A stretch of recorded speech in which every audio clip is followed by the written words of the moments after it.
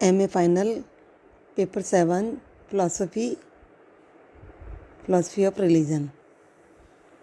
Welcome बच्चों, मैं Hiru Pharwani, associate professor SPC GCA Ajmer. इस पेपर में हम रिलीजन एंड साइंस पर चर्चा कर रहे थे। पिछले लेक्चर में हमने ये जाना कि धर्म और विज्ञान में क्या संबंध है,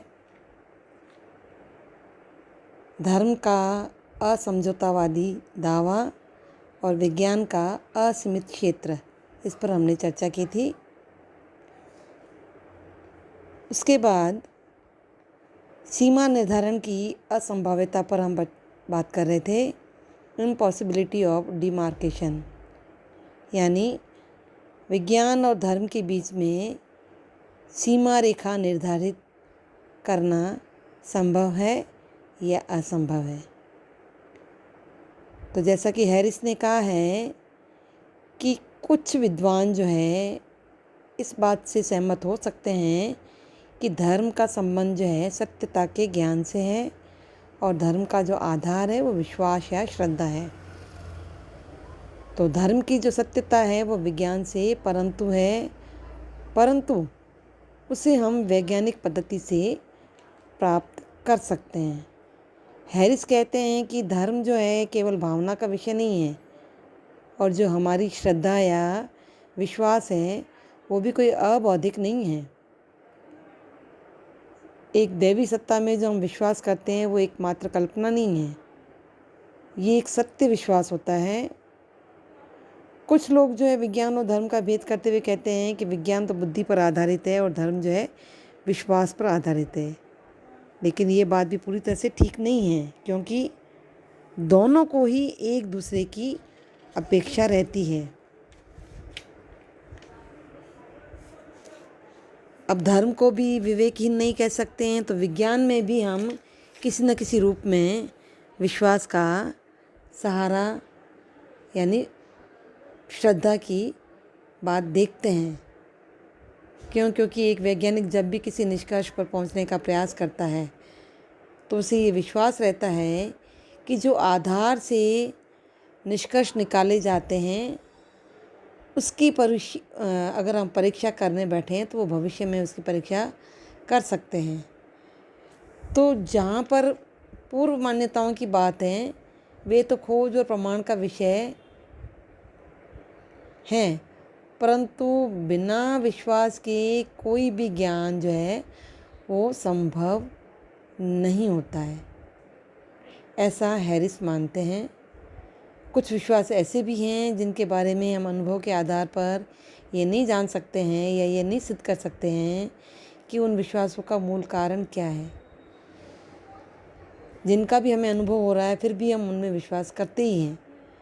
तो जैसे रहस्यात्मक अनुभव जैसी घटनाएं होती हैं, मनोवैज्ञानिक रूप से हम उनकी सत्यता की कोई गारंटी नहीं दे सकते हैं, लेकिन ऐसे विषय जो हैं उनकी प्रेरणा जो है वो धर्म तक सीमित नहीं रहती है।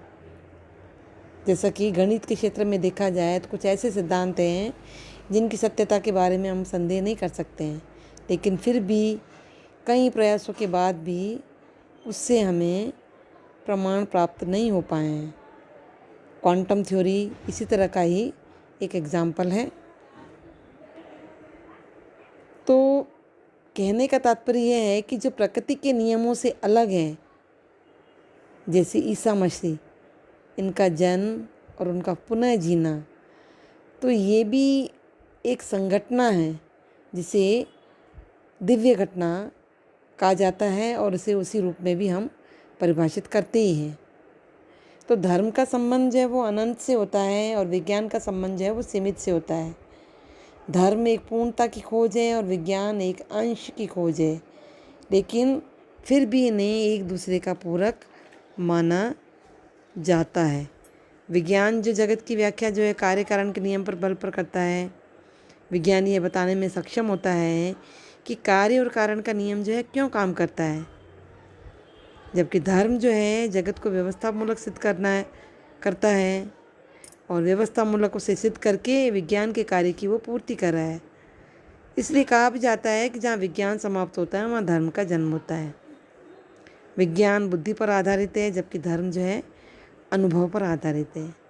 विज्ञान का उद्देश्य धर्म में निहित जो अंधविश्वास हैं, जो रूढ़ियाँ हैं, उनको निकाल कर बाहर करना है। धर्म जो है वो मानवीय मूल्यों का ज्ञान करा करके विज्ञान का मार्गदर्शन करता है। तो इसलिए कहने का तात्पर्य यह है कि धर्म और विज्ञान में एक निकटता का संबंध है। धर्म और विज्ञान के तादात्म्य में से ऐसा प्रतीत होता है कि जैसे वे एक दूसरे के प्रतिद्वंदी हों। यदि वास्तव में ऐसी स्थिति है तो हैरिस कहते हैं कि उसका परिणाम जो है हमारे लिए भयंकर होगा। धर्म और विज्ञान एक दूसरे से अलग हैं, प्रतिद्वंदी हैं। इसी का परिणाम है कि आज वर्तमान सभ्यता जो है वो विनाश के कगार पर खड़ी है। सहज तो इसका परिणाम ये होगा कि मनुष्य जो है वो दो ऐसे आदर्शों के अनुसार रह रहा होगा जो एक दूसरे का निषेध करते हैं। तो इस विषय पर तो काफ़ी चर्चा हो चुकी है कि इस भिन्नता के या इस अलगाव के सामाजिक और नैतिक परिणाम क्या हैं और क्या होंगे।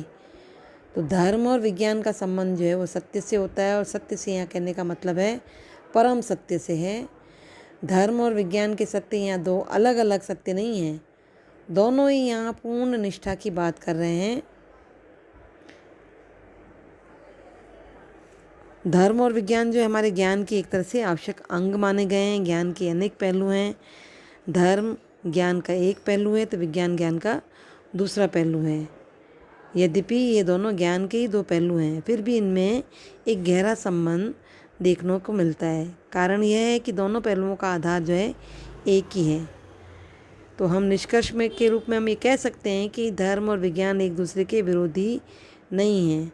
जिस तरह से विज्ञान को अधार्मिक कहना भ्रम होगा, उसी तरह से धर्म को भी अवैज्ञानिक कहना विरोधपूर्ण ही होगा।